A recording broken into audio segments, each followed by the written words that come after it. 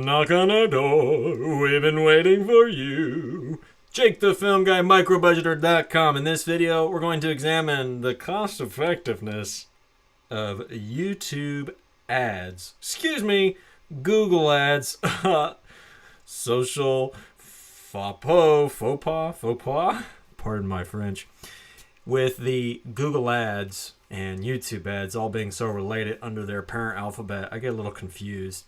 If you are here brand new to this channel, go ahead and mash that subscribe button because we'll have lots of Scottish accents. We'll do weekly videos to help you, as a fellow micro-budget filmmaker and video producer, get everything that you need for your video production business to get it off the ground, to get the right contracts, to land the 4- and 5-figure deals, whether you do it as a side hustle or a full-time job. I hope you will partner with the King of Kings and make the best of it, because we need more of you in the world. That's right, you. You have a God-given vision, and we got to get it to fruition. Video production is one such vehicle to that end.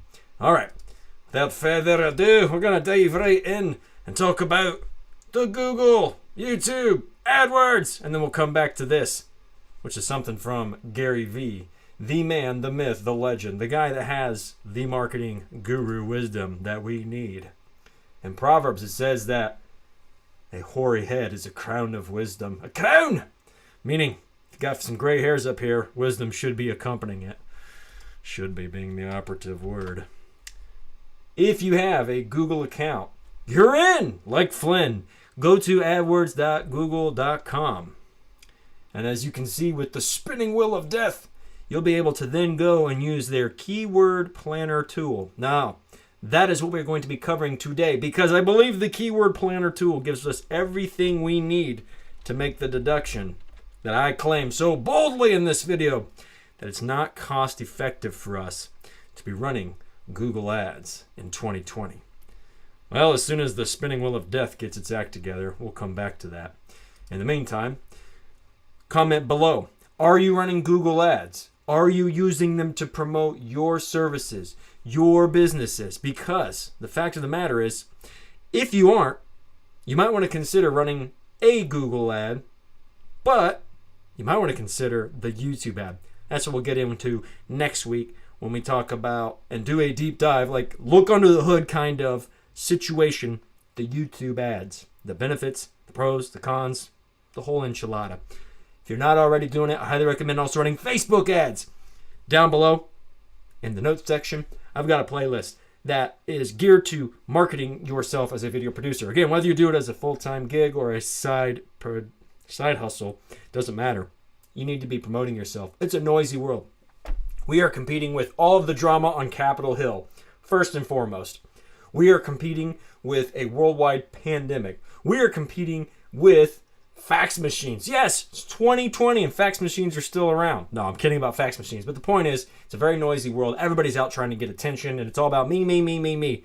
Which, as a follower of Jesus, I find that kind of backwards. We should be saying him, him, him, him, him. How do we do that with video production? Well, that's hopefully why you're here at this channel, so that we can use these tools to glorify the one true King. If you have absolutely no interest in that, no worries. Stick around. I'm still going to give you valuable information as soon as the spinning wheel of death actually decides to cooperate, called Google. Now, in the keywords planning tool, under adwords.google.com, log in. If you have a Gmail, you're good to go. If you've never actually used the Google AdWords, well, you might be in for a surprise. Okay. adwords.google.com. It's loading, which means we can now go and screen share. Sign in. Step 1. Pretty simple. All right. We're going to sign in. Yada bada bada bada bing, and Bob's your uncle. If you don't already have a Google Ads account, you need to set one up. Let's skip over that section, okay? Let's assume you've already passed go and collected $200. We're going to go to campaigns here. We're going to look. We're going to see that nothing is going right now. Okay, perfect. I have 2 separate Google AdWords accounts for 2 separate emails for separate territories. I used to be in Vegas. Nowadays, called Kansas City home. If you have the Google AdWords, then you will go into the account, if you've already set it up, and up here in the tools icon. Click that gear, mash it, and look for Keyword Planner. This Keyword Planner is going to give you the insight that I think, not only think, but I believe with my whole heart, will convince you that a typical Google ad, it shows up at the top of the search results for your town. For example, if you want to find a video production company for your town, or a wedding video guy or gal for your town, if you want to see yourself in that top result, I'm going to argue that it's not cost effective. And when you're starting out, you need to be using your money very judiciously. You can still get eyeballs on what it is you do without blowing a hole in your wallet. All right. Are we going to discover new keywords, or are we going to get search volume and forecasts? Well, let's go to get search volume and forecasts second. I want to discover new keywords just so we can get some preliminary data. We mentioned wedding videos. Let's do it. Wedding video. If someone is searching for a wedding video, they don't have any connections. They don't know who to call up, whether it should be the Ghostbusters, or Uncle Bob. Having a clue, they might type that in for your town. So at the very top menu here, we're going to change that location to, I'm going to pick on my hometown where I'm from, Atlanta, Georgia. And I'm actually going to use the second category. It said the Nielsen ratings. It's a much more expansive territory. It bleeds right into Alabama and a little bit of North Carolina. Now, with the option to search broadly beyond just Atlanta, but I kid you not, the old joke is because of kudzu, Atlanta starts right there on Piedmont and it goes all the way to the Mississippi River due west. The point of the matter is you want to have a broad enough search to get some data. Are you going to actually do a video gig for somebody over the border in Alabama if you're in Atlanta? That's possible. It's about a 2-hour drive. Nonetheless, start big and then you can refine. Okay, wedding videos. I'm going to go ahead and make sure that I have this search indexed by volume. Woo! Videographer. Already it has these many searches per month in this super region of Atlanta. Again, there were 2. We went with the larger one, according to the Nielsen ratings. For a wedding video, that gets at least 100 searches a month. Google likes to index these very broadly. They do it in powers of 10. 1 to 10, 10 to 100, 100 to 1,000, 1,000 to 10,000, powers of 10. Now, this doesn't have a huge amount of competition in Atlanta. When you do certain keywords like videographer near me, you might need upwards of $10 just to land on the top of that first page. This is getting high right here, several dollars. The good old days of Google AdWords are long gone. Gary Vee will back this up. In fact, he was the one that planted that idea in my head. And it makes sense. Everything has a business cycle. I was talking about that earlier. Fax machines are way on the other half of that bell curve. They should be in hospice care along with DVDs, but they're still around, they're still kicking. Google ads are past that point of peak maturity. So we're going to see their decline in the years to come, which is why they're a little pricey. Now, maybe you're not into wedding videos. Maybe you want to do a bar mitzvah video. I want something that is very super niche, because when I do that and the results tally, we're going to get hardly anything. And we did a big area. We saw that. It had 18 million people that it was indexing in that super region. So what does that tell us? That tells us that we need to go and be a little broader.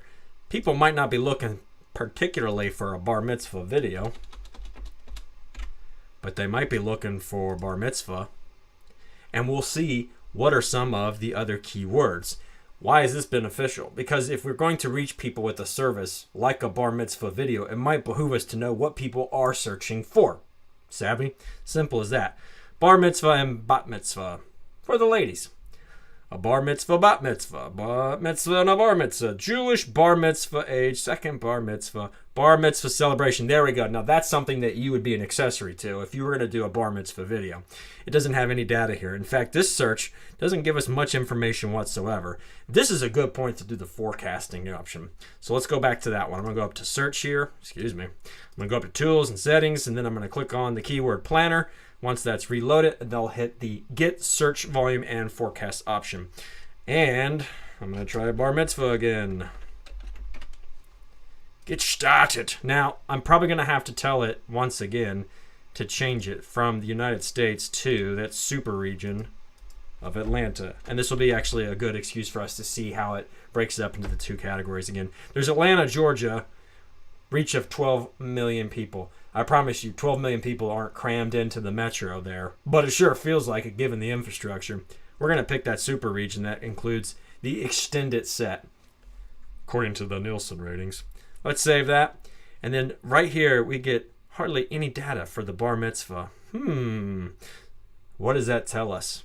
Well, that tells us that Google ads are probably not the best way to reach people that way. If you really wanted to go into that super tight niche, you got to realize there are only millions of Jewish followers in the world.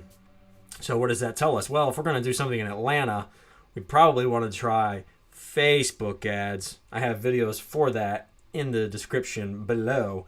Google ads aren't going to give us really that much oomph. We could try it because it looks super niche. Literally, it doesn't have any data to give it to us. Heck, I'd be curious to do it. I might even do it myself, just for the sake of exploratory reasons. Not Atlanta, though. I'm in Kansas City. But let's try something that has a little more punch to it, yeah? Let's go back and try a different keyword. We're going to do wedding videos again for Atlanta, Georgia, so that we can get a forecast. Again, a forecast, kind of like the weather, is just that. I'm sure it could be wildly wrong, horrible prediction, but it is approximating that if we change some of the data here, which it is customizable to a point. For example, I'm going to say from October to the end of November, that we could probably squeeze in 3 clicks if we run an ad with an average click-through rate, that's the CTR, of 1.9%. In other words, if you reach 150 people running an ad, it's going to get clicked on about 2% of the time with an average cost per click of $2.38. But it'll be high up there for the wedding videos. Is that a great forecast? Well, what happens if you actually change your max CPC? Because with Facebook ads, you can control how much you're actually willing to bid. It's all auction, right? There are people online at all hours of the day, and just like TV ads, they're going to put some ads out in the middle of the night. And so you might be able to auction your way into this system for cheaper than $3 max. I'm curious what 2 will turn up. Probably not a whole lot. It's projecting 1 click. Well, over a course of 2 months, is that wonderful? With only 6 to 8 eyeballs on it? You tell me. I don't think that's amazing. They really want you to feed it some money. So let's just go off the rails here and tell it $5. Holy moly, you might actually reach 300 people with an average cost per click of $3.52. Woo, buddy. With a daily budget of 84 cents. So these are, again, estimates. You can control a lot of these variables when you set up a Google ad. This is tough on a wallet, especially when you're starting out with video production, which is why I don't recommend that you necessarily go this route. I honestly recommend that you go with the YouTube pre-roll ad. That's what we're going to dive into next time. I believe that the Google AdWords are not cost effective for us at this point in time and probably never will be again. Again, I do believe that the Facebook ads are still right. I still think they are an excellent way, especially with their hyper-focused targeting abilities. Wow, you can reach just about anybody under the sun via Facebook because it has 2 billion users. And a lot of them here in the Western world have given their... you have given up their data so willingly to Facebook. It's amazing how much they have aggregated that data. Very Big Brother-like of them.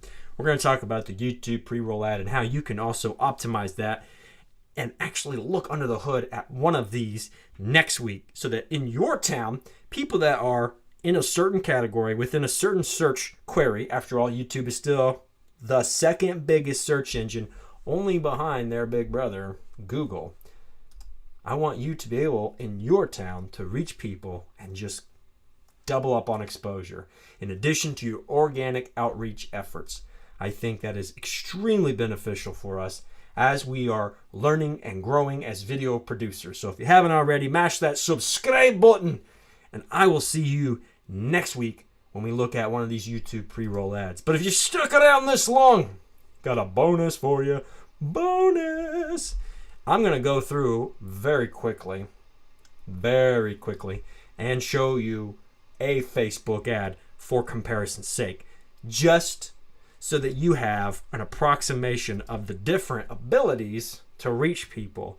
They look a lot different, Facebook ads and Google ads, but we're going to do a super quick deep dive here as soon as I get my ducks in a row.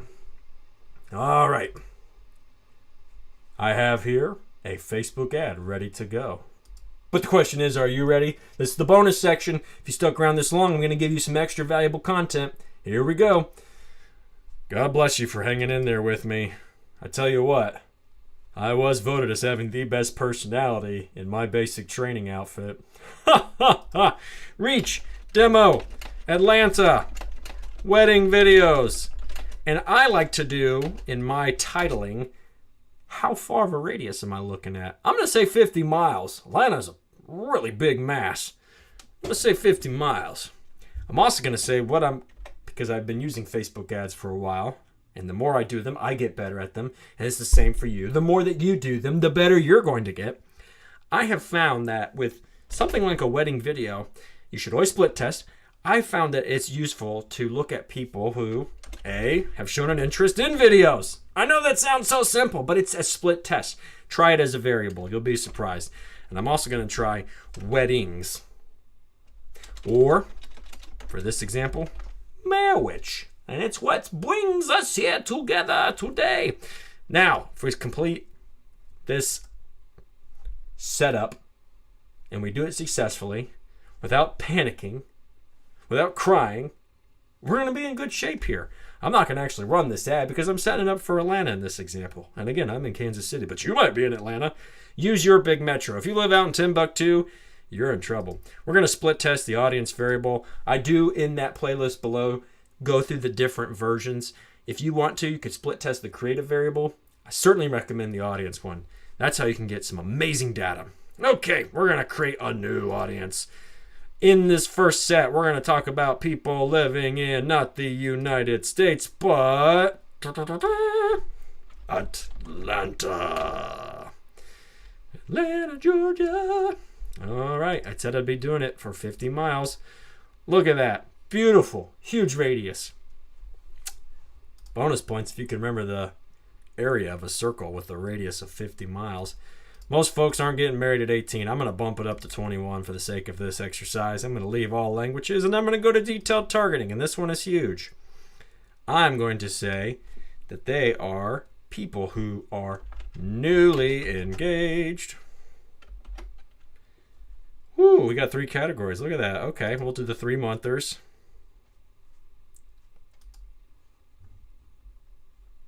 And we're going to do people who are newly engaged. The 6-monthers and the newly engaged, the 1 years. Okay, now we want to narrow that audience. This is where the Venn diagram is useful. Check that out. See that example they have there? Right when you click that little I button or just hover over the I button, you can see that you are creating a subset. Up here, in the first detailed targeting, you are creating a union of your sets. I used to be a math teacher, so this is like something I get to geek out about with you. You're talking about everybody in these sets. So everybody that qualifies as having been engaged for a year, for 6 months, and for 3 months. Now, we want to find the intersection of all of those people by saying that we're going to look for a smaller subset, namely people who like video. That is my additional interest. And that's going to bring my potential reach down to 9,800 people. This is a very niche audience here for Atlanta. Wow, that's great. I'm going to save it as a new demo here. Atlanta demo.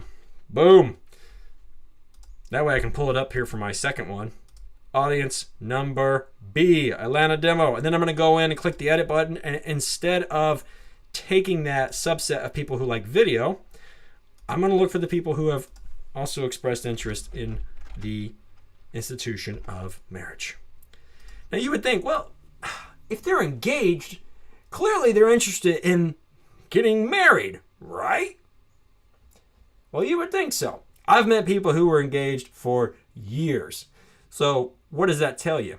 They may have been engaged for 3 months, 6 months, or a year, but they have not been using any internet history. Their internet history would not suggest that they are actually interested in getting married. They're not looking at vendors. They're not looking at locations.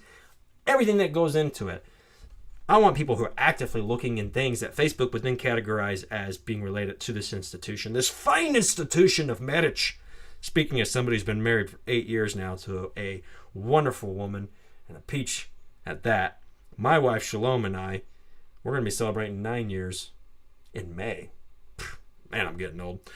I've got my 2 separate audiences, A and B, and from there I would leave not automatic placements on. I would go to manual placements, and I would turn off the audience network. That's their like peripheral people. They own themselves, obviously, Facebook, and then they own Instagram. But do I want them to be blasting this ad that I'm about to create on the audience network? No thanks. I do want them to do the reach feature. We're not going to change that. And I am going to put in, as a starting point, $1. That's my max bid. And then I can go back and adjust that. As I get little data, or maybe I get a lot of data for a buck. It all depends. I've been able to reach people for as cheap as a buck. And I've been able to get clicks for as cheap as a buck. It all depends on your targeting and your ad copy. The two work hand in hand. Then you go in, you test your budget, you hit continue, and on the next page, you would then actually put your ad in, whatever that copy is, the call to action, and so on and so forth. And you can see a blow by blow example of that in that playlist below. This video has gone on long enough. I think we should hang up our spurs. May the Lord bless and keep you. May he make his face shine upon you and bless you and give you his peace. Keep using these tools for the glory of God and the glory of God alone.